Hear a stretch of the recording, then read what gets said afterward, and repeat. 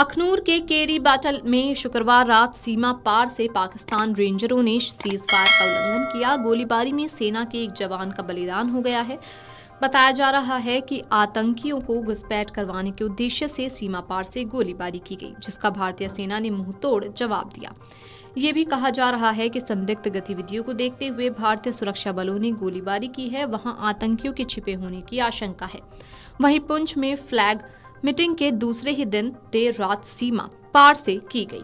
भारतीय सेना के जवान पाकिस्तानी सेना को मुंहतोड़ जवाब दे रहे हैं। सेना ने जानकारी देते हुए कहा कि अखनूर सेक्टर में एलओसी पर आतंकवादियों के साथ मुठभेड़ में सेना के एक जूनियर कमीशन अधिकारी का बलिदान हो गया है, लेकिन उनकी घुसपैठ की कोशिश नाकाम हो गई है। अधिकारियों ने बताया कि सतर्क सेना के जवानों ने शुक्रवार देर रात केरी बटल इलाके में जंगल में एक नाले के पास भारी हथियारों से लैस आतंकवादियों के एक समूह की गतिविधि देखी, जिसके बाद भीषण गोलीबारी हुई जो काफी देर तक जारी रही।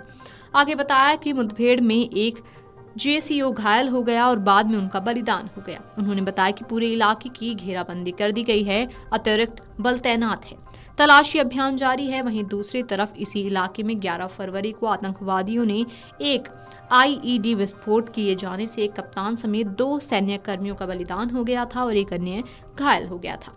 साथ ही आपको बता दें कि इससे पहले 8 अप्रैल को भी जम्मू कश्मीर के पुंछ जिले में एलओसी यानी नियंत्रण रेखा पर पाकिस्तानी सैनिकों ने फिर से सीज फायर तोड़ा था। उन्होंने बिना किसी वजह की गोलीबारी की। भारतीय सेना ने भी इसका जवाब दिया। जम्मू में रक्षा PRO lieutenant colonel Sunil Barthwal ने बुधवार को बताया कि 1 अप्रैल को कृष्णा घाटी सेक्टर में एलओसी पर पाकिस्तान आर्मी गश्त कर रही थी, तभी एक माइन ब्लास्ट हुआ। इसके बाद पाकिस्तान की तरफ से फायरिंग शुरू हो गई और सीज फायर का उल्लंघन शुरू हो गया।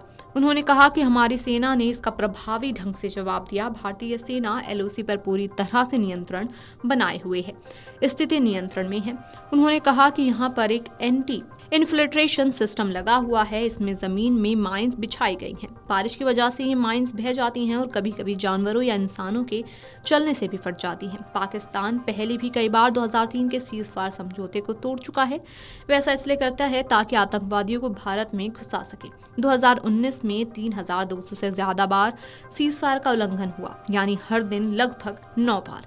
उस समय पाकिस्तान जम्मू और कश्मीर में हुए संवैधानिक बदलावों का विरोध कर रहा था। 2020 में तो सीज फायर उल्लंघन की घटनाएं 5100 तक पहुंच गईं, जो पिछले 2 दशकों में सबसे ज्यादा थी। 2021 में भारत और पाकिस्तान के सैन्य अधिकारियों ने फिर से सीज फायर का पालन करने का फैसला किया था। इसके बाद उल्लंघन की घटनाओं में कमी आई, लेकिन कुछ घटनाएं अभी भी हो रही हैं। भारतीय सेना ने एलओसी पर शांति बनाए रखने के लिए 2021 के समझौते का पालन करने पर जोर दिया। मंगलवार को हुआ उल्लंघन 12 फरवरी को हुई घटना के बाद हुआ है। उस दिन भी पाकिस्तानी सैनिकों ने पुंछ में एलओसी के पास फायरिंग की थी। पिछले साल 11 सितंबर को अखनूर में पाकिस्तानी फायरिंग में बीएसएफ का एक जवान घायल हो गया था। 29 जून को कृष्णा घाटी में भारतीय सीमा चौकियों पर भी फायरिंग हुई थी। सुरक्षा बल हाई अलर्ट पर हैं, खासकर वसंत के मौसम में, क्योंकि बर्फ पिघलने से घुसपैठ के रास्ते खुल जाते हैं। सूत्रों के अनुसार जम्मू कश्मीर में अभी 70 से 80 पाकिस्तानी आतंकवादी सक्रिय हैं। इनमें से 55 में से 60 जम्मू क्षेत्र में हैं। और अब पाकिस्तान ने अखनूर में भारत पाकिस्तान नियंत्रण रेखा पर संघर्ष विराम का उल्लंघन किया है।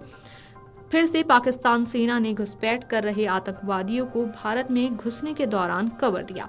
जवानों ने घुसपैठ की कोशिशों को नाकाम भी कर दिया है। Video desk amarujala.com। अगर आप ये वीडियो YouTube पर देख रहे हैं तो हमारे चैनल को सब्सक्राइब कर बेल आइकन दबाएं और Facebook पर देख रहे हैं तो हमारे पेज को लाइक करें।